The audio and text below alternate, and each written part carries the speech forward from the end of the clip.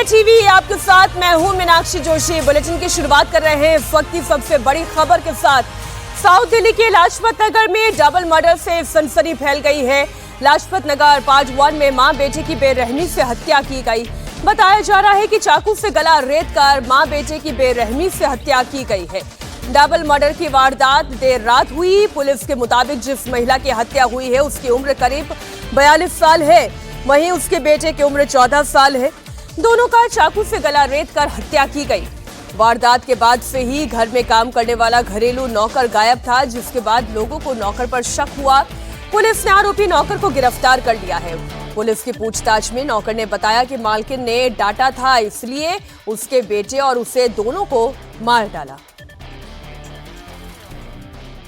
हम दिल्ली के लाजपत नगर इलाके में मौजूद हैं, जहां पे डबल मर्डर हुआ है। ये लाजपत नगर का F1 इलाका है। 40 नंबर मकान नंबर में एक महिला और उसके बेटे का गला रेत कर हत्या कर दी। दरअसल कल देर रात यानी बुधवार देर रात 9 बजे जब घर का मालिक अपने घर पहुंचा तो उसके घर का दरवाजा बंद था और सीढ़ियों पे खून बिखरा हुआ था। जब मालिक ने पुलिस को ये सूचना दी तो पुलिस मौके पे तुरंत पहुंची और जब दरवाजा तोड़ा गया तो बेडरूम में घर में रह रही महिला और उसके बेटे की हत्या हुई थी। बॉडी पड़ी हुई थी, गला काटा हुआ था। मालिक के मुताबिक जो नौकर था वो घर पे ही रहता था, लेकिन जब दरवाजा तोड़ा गया तो नौकर घर पे नहीं था। इसीलिए शक जो है मर्डर का वो सीधा सीधा नौकर पे जाता है और अब पुलिस उस नौकर को तलाश रही है। डबल मर्डर की इस घटना ने पूरी दिल्ली का दिल दहला दिया है। ये एक लाजपत नगर की वो जगह है जहां पे ये एक रिहायशी इलाका है। एक 6 मंजिला ये घर है जहां पे ये परिवार सालों से रह रहा था। सहयोगी अनामिका गौड़ इस वक्त लाजपत नगर में ही मौजूद है। हम सीधा उन्हीं के पास चलते हैं। अनामिका, पहले तो पूरा मामला आप बताएं और फिलहाल इस वक्त पुलिस क्या कार्रवाई कर रही है? पूरा मामला जुड़ा हुआ था। जो आरोपी नौकर है जिसका नाम मुकेश बताया जा रहा है वो बिहार का रहने वाला है। बिल्कुल मीनाक्षी, ये एक दिल दहलाने वाली घटना है। आप मेरे पीछे फर्स्ट फ्लोर का जो मकान देख रही हैं, यहाँ पे 3 लोगों का परिवार रहता था। कुलदीप नाम का व्यक्ति जो अपने काम से घर से गया था, जब वो शाम को लौटा तो उसके घर का दरवाजा नहीं खुल रहा था। सीढ़ियों पे खून पड़ा हुआ था। जब उसने घबरा के पुलिस को फोन किया, पुलिस ने दरवाजा तोड़ा तो जो मंजर था वो देखने लायक नहीं था। बेडरूम में पत्नी यानी रुचिका जो 42 साल की थी उसका गला कटा हुआ था, बॉडी पड़ी हुई थी और बाथरूम में बेटा जिसकी उम्र 14 साल थी, नामकृष बताया जा रहा है, उसकी बॉडी पड़ी हुई थी। पूरे घर में खून फैला हुआ था और जो घर का नौकर था वो फरार था। पुलिस ने 6 टीमों का गठन किया और लगभग 12 घंटे के अंदर अंदर अब नौकर की जो है वो अरेस्टिंग हो चुकी है। नौकर ने जो शुरुआती जो पूछताछ में बताया वो ये बताया कि रुचिका का व्यवहार नौकर से सही नहीं था, इसीलिए उसे गुस्सा आया और उसने इस मर्डर को अंजाम दिया। लेकिन क्या जो घर का नौकर जिसका नाम मुकेश है, उम्र 24 साल बताई जा रही है, वो इस मर्डर में अकेला था? क्या वेपन यूज किए गए थे और क्या केवल यही कारण था कि मालकिन का जो व्यवहार है वो सही नहीं था? अब इस पूरे मामले में जो है दिल्ली पुलिस जांच कर रही है। मीनाक्षी जी, बहुत शुक्रिया आपका इस पूरी जानकारी के लिए। दिल्ली में मां बेटे की गला रेत कर हत्या कर दी गई, तो वहीं उत्तर प्रदेश की राजधानी लखनऊ में भी डबल मर्डर से सनसनी फैल गई है, जहां 73 साल की आशा देवी और 75 साल के उनके पति अनंत राम की चाकू मारकर हत्या कर दी गई। हत्याकारों बुजुर्ग दंपति के दामाद पर लगा है। बताया जा रहा है कि दामाद जगदीप सिंह का उनकी पत्नी पूनम से विवाद हो गया था, जिसके बाद पूनम अपने मायके में रहने लगी थी। इसके बाद गुस्से में आकर दामाद जगदीप सिंह ने अपने सास और ससुर की चाकू मारकर हत्या कर दी। वारदात के बाद मोहल्ले के लोगों ने आरोपी दामाद जगदीप सिंह को पकड़कर पुलिस के हवाले कर दिया। ये पूरा मामला लखनऊ के आलमबाग इलाके के गड़ी कनौरा का है। तो लोगों ने आरोपी दामाद को पकड़ लिया है और उसे पुलिस के भी हवाले कर दिया है। लखनऊ में डबल मर्डर से सनसनी फैल गई। सास और ससुर का मर्डर कर दिया गया। पत्नी के मायके में रहने से बहुत नाराज था ये, और इसी नाराजगी को उसने अपने सास और ससुर की हत्या करके निकाला। डबल मर्डर के बाद इलाके के लोगों ने फौरन से पकड़कर पुलिस के हवाले कर दिया। अब आगे की जो भी कार्रवाई होगी वो पुलिस के द्वारा ही की जाएगी।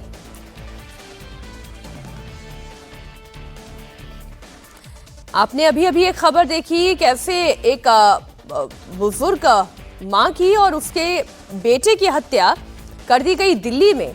तो अब लखनऊ की ये घटना जहां पर दामाद ने ही अपने सास ससुर की हत्या कर दी। सास ससुर जिसे माता पिता का दर्जा दिया जाता है, सोचिए जरा ऐसी कौन सी नाराजगी थी, किस हद तक ये नाराजगी जुनून में तब्दील हो गया था, आक्रोश में तब्दील हो गया था कि आओ देखा ना ताओ, और कत्ल कर दिया। रुचि कुमार मेरी सहयोगी इस वक्त लखनऊ से लाइव जुड़ी हुई हैं। रुचि, इतनी क्या नाराजगी हो गई थी कि सीधा कत्ल ही कर दिया अपने सास ससुर का?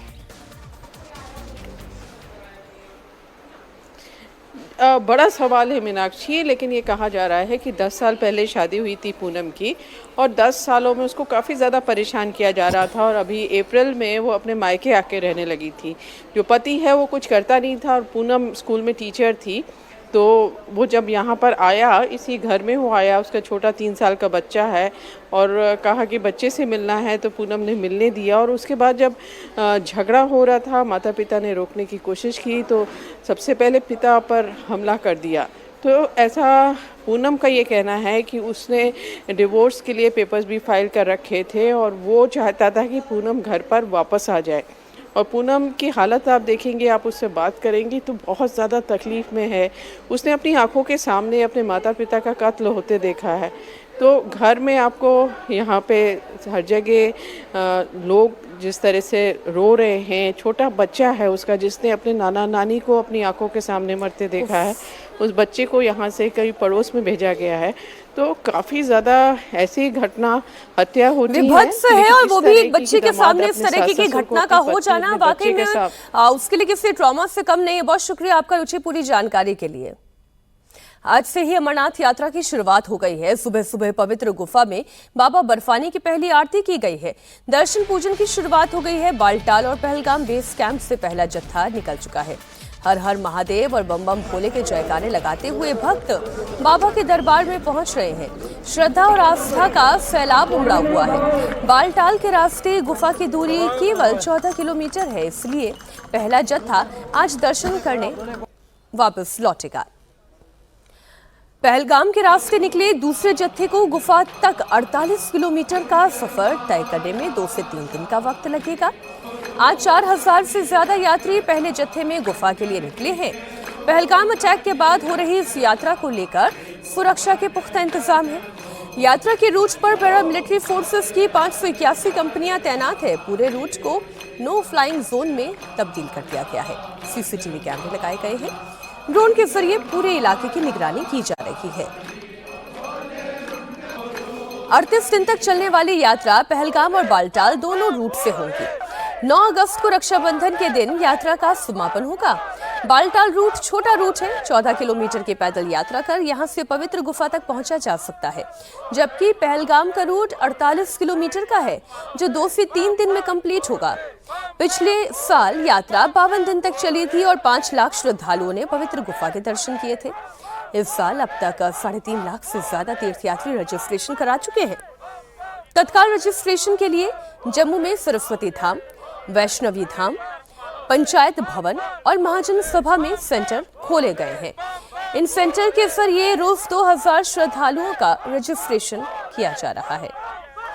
बाबा बर्फानी के दर्शन के लिए ऑनलाइन और ऑफलाइन दोनों माध्यम से रजिस्ट्रेशन कराया जा सकता है। ऑनलाइन अमरनाथ श्राइन बोर्ड की वेबसाइट पर जाकर रजिस्ट्रेशन किया जा सकता है। ऑफलाइन के लिए देश भर के 533 बैंक ब्रांचेस को सिलेक्ट किया गया है, जहां से टोकन लेकर यात्रा की शुरुआत की जा सकती है। तत्काल रजिस्ट्रेशन की भी सुविधा है। जम्मू में 4 सेंटर्स पर काउंटर बनाए गए हैं।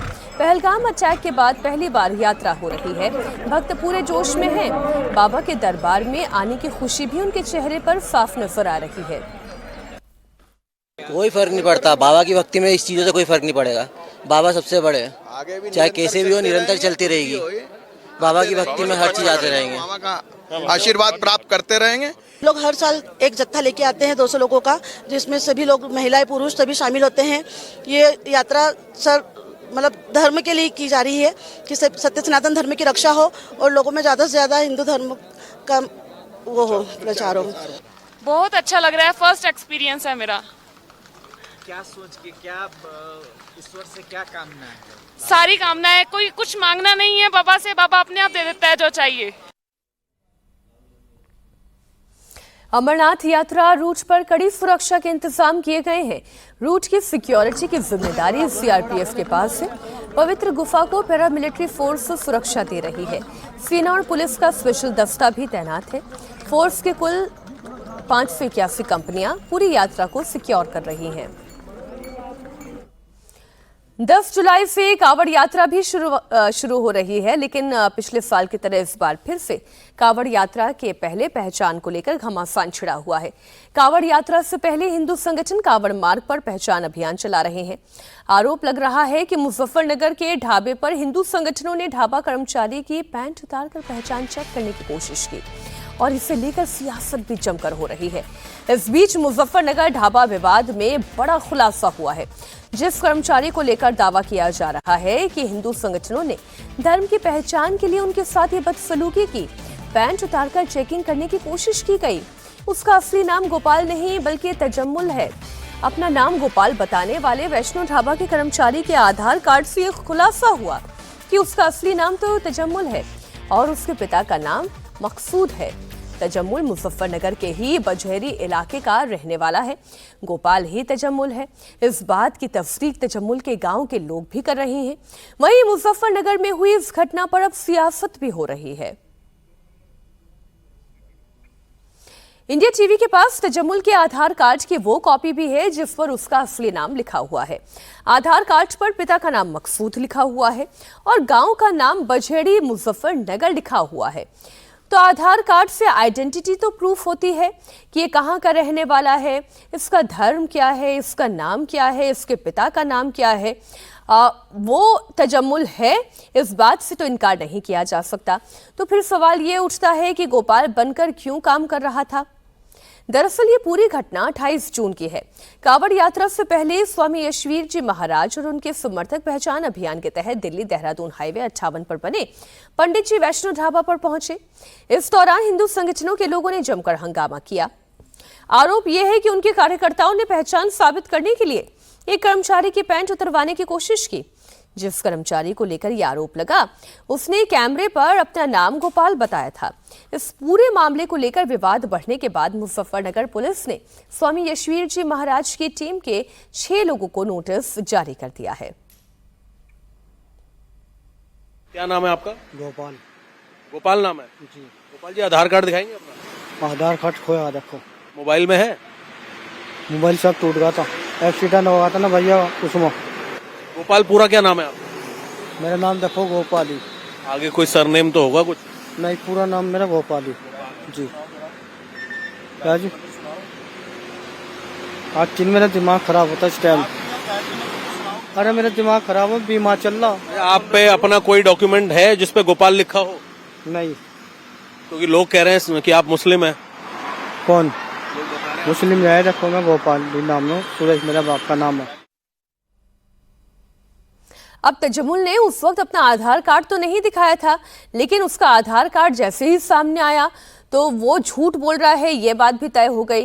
अब उसकी तस्वीर भी है, असली नाम भी है। खुद को गोपाल बताने वाला तजम्मुल अपने पिता का नाम सुरेश कैसे बता सकता है? क्योंकि बताया तो सुरेश ही था, अभी आपने इंडिया टीवी पर भी सुना। लेकिन आधार कार्ड से ये भी साफ हुआ है कि उसके पिता का नाम सुरेश नहीं मकसूद है। इस बीच इंडिया टीवी पर तजम्मुल ने बड़ा कबूलनामा किया। तजम्मुल का कहना है कि उसका नाम गोपाल है। ढाबा मालिक सनव्वर ने रखा था। सनव्वर ने करीब 1.5 महीने पहले जबरदस्ती उसका नाम गोपाल कर दिया। नाम जो है उस वक्त आ रहा था, उस ढाबा कर्मी का नाम गोपाल है, बाद में किसी ने कहा अब्दुल है। लेकिन जब इंडिया टीवी ने तहकीकात की, पड़ताल की, तो इंडिया टीवी के हाथ उस गोपाल नाम के शख्स का आधार कार्ड लगा जिसमें उसका नाम तजम्मुल सन ऑफ मकसूद था, जो कि मुजफ्फरनगर के ही बजेड़ी गांव का रहने वाला है। और इस वक्त गोपाल उर्फ अब्दुल उर्फ तजम्मुल हमारे साथ है। ये बताओ पूरा नाम क्या है आपका? तजम्मुल। जोर से बोलिए। तजम्मुल। तजम्मुल। इस पूरे खुलासे के बाद इंडिया टीवी संवाददाता मुजफ्फरनगर के वैष्णव ढाबे पहुंचे। वहां काम करने वाले कर्मचारियों ने उन्हें क्या बताया, 28 जून को वहां क्या हुआ था, ढाबे पर काम करने वाली महिलाएं तजम्मुल को किस नाम से जानती थी, ये भी आप देखें। बीती 28 तारीख को दिल्ली देहरादून हाईवे पर बने इस पंडित जी वैष्णो ढाबे को लेकर विवाद हुआ। दरअसल यहां पर स्वामी यशवीर जी महाराज पहुंचे थे अपने समर्थकों के साथ और कावड़ यात्रा शुरू होने वाली है, तो लिहाजा एक एक ढाबे पर जाकर वो आइडेंटिटी चेक कर रहे थे, उनकी पहचान पत्र देख रहे थे कि आखिर कहीं कोई गड़बड़ी तो नहीं है। लेकिन जब वो यहाँ पे पहुंचे तो उनका दावा है कि पंडित जी वैष्णो ढाबे के नाम से इस ढाबे का संचालन किया जा रहा था, जबकि इसको चलाने वाले जो हैं वो मुस्लिम समुदाय के लोग थे। अब यहाँ पर दो महिलाएं हैं। आपका क्या नाम है? सुमन। सुमन, सुमन ये बताइए इस ढाबे का मालिक कौन है? दीक्षा शर्मा जी। दीक्षा शर्मा है जी। तो यहाँ पर एक गोपाल नाम का शख्स है जिसकी बताया जा रहा है पिटाई भी की, उसके ऊपर उसकी पैंट भी उतारने का आरोप है। कितनी सच्चाई है इस बात? ये तो इधर से आई भाग, काफी पब्लिक थी और धक्कम धक्की करते अंदर ले गए बल्कि। हाँ जी, और वो रो भी रहा था। मैं यहाँ पे खड़ी थी, वो जब मेरे साथ में दूसरी वो खाना लगा रही थी, मैं खाना दे रही थी, तो वे उसे अंदर ले गए तो वो रो रहा था। हमें नहीं पता उसके साथ में क्या किया गया, क्योंकि पब्लिक थी। तो वो कहने लगा अरे बचा लो बचा लो। मैं कहा भैया क्या हो गया? अरे इसको क्यों छेड़ रहे हो, ये बीमार आदमी है, अटैक आ जाएगा। तब उसे छोड़ दे गया। तो क्या नाम है गोपाल का असली? हमें तो गोपाल ही पता है, यहाँ पे सब गोपाल ही बोलते हैं। अच्छा, आपका नाम क्या है? अनीता भैया। अनीता जी। तो अनीता जी बताइए कि गोपाल की पैंट उतारने के साथ साथ उसके साथ मारपीट का आरोप लगा है। मारपीट का तो जी जब उसे अंदर ले जा रहे इसमें सच्चाई है जी, उसे खींच ताड़ कर अंदर जा रहे, पैंट तार कर देखेंगे तुम हिंदू है मुसलमान है। अब बात करते हैं बिहार की। बिहार में विधानसभा चुनाव से पहले वोटर लिस्ट पुनरीक्षण को लेकर जारी विवाद बढ़ता जा रहा है। बुधवार को विपक्षी पार्टियों की डेलीगेशन ने चुनाव आयोग से मुलाकात की। इस दौरान 11 पार्टियों के 18 नेताओं ने चुनाव आयोग के साथ बैठक की। मुलाकात के दौरान विपक्ष ने वोटर लिस्ट रिवीजन को लेकर अपनी आपत्ति भी जताई। विपक्ष की तरफ से वोटर लिस्ट पुनरीक्षण की टाइमिंग को लेकर कहा कि जब कुछ महीने ही चुनाव में बचे हैं तो फिर इतनी जल्दबाजी क्यों। साथ ही विपक्ष ने चुनाव आयोग के सामने उन 11 दस्तावेजों का मुद्दा भी उठाया जिनके जरिए रिवीजन का काम चल रहा है। रिवीजन के लिए जो 11 दस्तावेज मान्य हैं उनमें आधार कार्ड और राशन कार्ड को नहीं माने जाने पर विपक्ष ने आपत्ति भी जताई है। दरअसल इस वक्त बिहार में चुनाव आयोग के आदेश वोटर लिस्ट का विशेष पुनरीक्षण चल रहा है और विपक्ष का कहना यह है कि चुनाव आयोग ने यह फैसला जल्दबाजी में लिया है।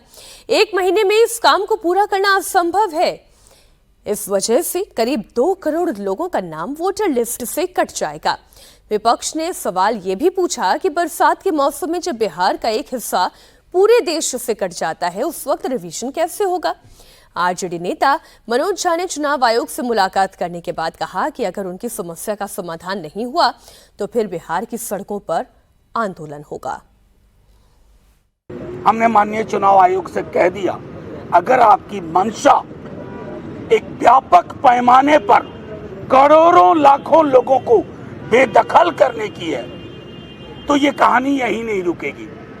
सैलाब सड़कों पर भी होगा, क्योंकि सबसे महत्वपूर्ण राइट है राइट टू वोट, और 1 वोट 1 वैल्यू।